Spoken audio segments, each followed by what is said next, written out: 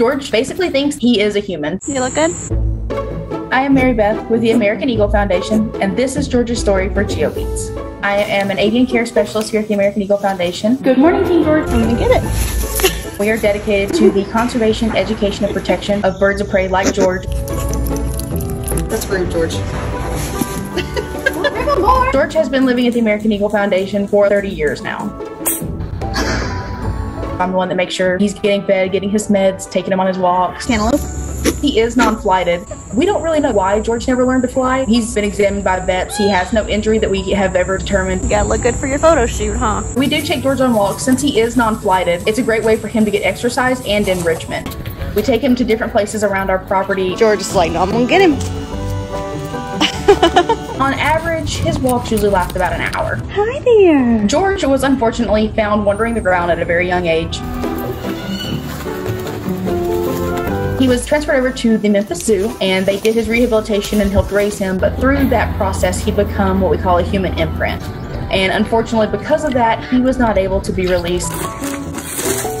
That's my shoulder. He was then transferred to the American Eagle Foundation. George's land shark is probably his most famous thing that everybody knows him for. It is kind of a playful behavior that he exhibits when we take him for walks or when he's getting to explore. He will walk past you like he's not doing much, and then he likes to hop real quick towards your ankles. You just ripped my pants.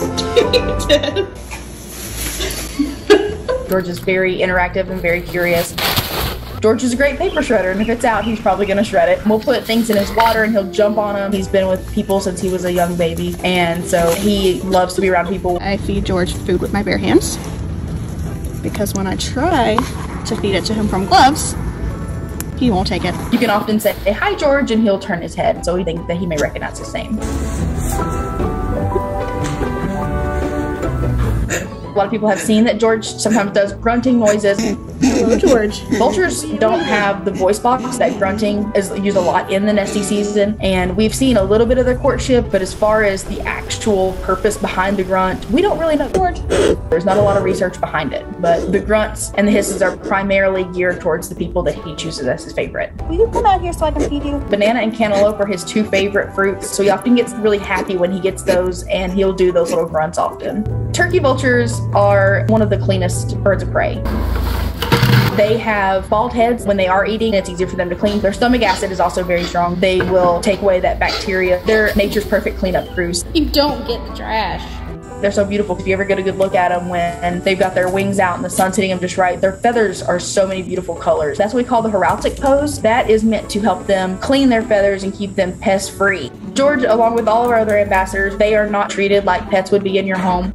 They are still very much wild animals. They are educational ambassadors, and we are regulated by many agencies that make sure we are following those standards.